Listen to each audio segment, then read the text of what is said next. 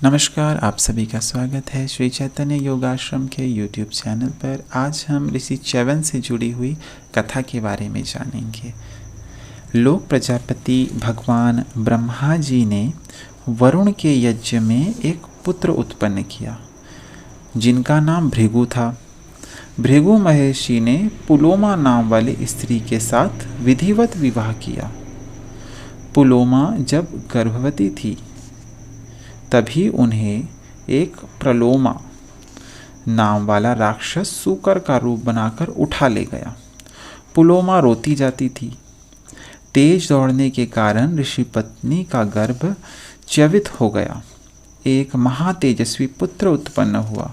उस पुत्र को देखते ही वह राक्षस उसके तेज से भस्म हो गया। वे ही महर्षि च्यवन हुए। भृगु के पुत्र च्यवन बड़े ही तपस्वी, तेजस्वी और ब्रह्मानिरत हुए। वे सदा तपस्या में ही लगे रहते थे। तपस्या करते करते उनके ऊपर दीमक जम गई थी और दीमक के एक टीले के नीचे वे दब गए थे। केवल उनकी 2 आंखें दिखाई देती थी। एक दिन महाराज शर्याती अपनी सेना सहित वहां पहुँचे। सैनिकों ने जंगल में डेरे डाल दिए।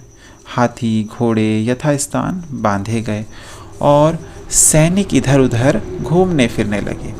महाराज शर्याती की पुत्री सुकन्या अपनी सखियों सहित जंगल में घूमने लगी। घूमते घूमते उसने एक टीला देखा। वहाँ पर वह वैसे ही विनोद के लिए बैठ गई। उसे 2 जुगनों की तरह चमकती हुई आंखें उस दीमक के टीले के नीचे दिखाई दी। बाल्यकाल की चंचलता के कारण उसने उन दोनों आंखों में कांटा चुभो दिया।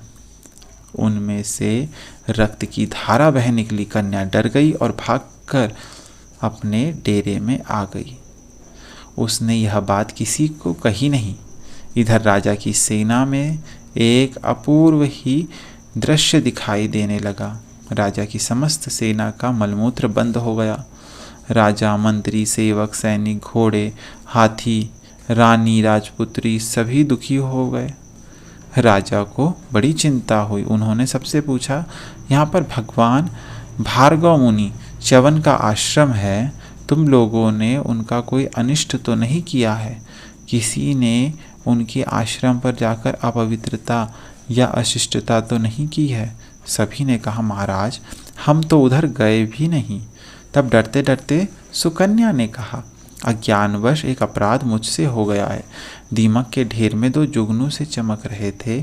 उनमें मैंने कांटा चुभो दिया जिससे उनमें से रक्त की धारा बह निकली। महाराज सब समझ गए। वे पुरोहित और मंत्री के साथ बड़ी दीनता से महर्षि च्यवन के आश्रम पर पहुँचे। उनकी विधिवत पूजा की और अज्ञान में अपनी कन्या के किए हुए अपराध को की क्षमा चाही। महाराज ने हाथ जोड़कर कहा, भगवान मेरी यह कन्या सरल है, सीधी है। इससे अनजान में यह अपराध बन गया। अब मुझे जो भी आज्ञा हो मैं उसका सहर्ष पालन करूं। च्यवन मुनि बोले, राजन यह अपराध अज्ञान में ही हुआ सही, किंतु मैं वृद्ध हूँ, आंखें भी मेरी फूट गई। अतः तुम इस कन्या को ही मेरी सेवा के लिए छोड़ जाओ। महाराज ने इसे सहर्ष स्वीकार किया। सुकन्या ने भी बड़ी प्रसन्नता से इसको स्वीकार किया। सुकन्या का विवाह विधिवत च्यवन मुनि के साथ कर दिया गया। सुकन्या अपने पति की सेवा में रह गई। राजा उसे समझाकर अपनी राजधानी को चले गए। च्यवन मुनि का स्वभाव बहुत कड़ा था, किंतु साध्वी सुकन्या दिन रात सेवा करके उन्हें सदा संतुष्ट रखती थी। एक बार देवताओं के वैद्य अश्विनी कुमार भगवान च्यवन के आश्रम पर आए। च्यवन मुनि ने उनका विधिवत सत्कार किया। ऋषि के आतिथ्य को स्वीकार करके अश्विनी कुमारों ने कहा, ब्राह्मण हम आपका क्या उपकार करें? च्यवन मुनि ने कहा, देवताओं तुम सब कुछ कर सकते हो।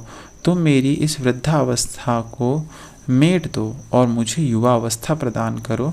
इसके बदले मैं तुम्हें यज्ञ में भाग दिलाऊंगा। अभी तक तुम्हें यज्ञों में भाग नहीं मिलता है। अश्विनी कुमारों ने ऋषि की आज्ञा मानकर एक सरोवर निर्माण किया और बोले, आप इसमें स्नान कीजिए। ऋषि उसमें से स्नान करके ज्यों ही निकले, तब सुकन्या ने क्या देखा कि बिल्कुल एक ही आकार प्रकार की 3 देवतुल्य युवा पुरुष उसमें से निकले। असल में अश्विनी कुमारों ने सुकन्या के पतिव्रत की परीक्षा लेने के लिए ही अपने भी वैसे ही रूप बना लिए थे। तब सुकन्या ने अश्विनी कुमारों को बहुत प्रार्थना की कि वह मेरे पति को अलग कर दीजिए। सुकन्या की स्तुति से प्रसन्न होकर अश्विनी कुमार अंतर्ध्यान हो गए और सुकन्या अपने परम सुंदर रूपवान पति के साथ सुखपूर्वक रहने लगी। च्यवन ऋषि की वृद्धावस्था जाती रही, उन्हें आंखें फिर से मिल गई। उनका तपस्या से क्षीण जर्जर शरीर एकदम बदल गया। वे परम सुंदर रूपवान युवा बन गए। एक दिन राजा अपनी कन्या को देखने आए। पहले तो वे ऋषि को ना पहचान कर कन्या पर क्रुद्ध हुए।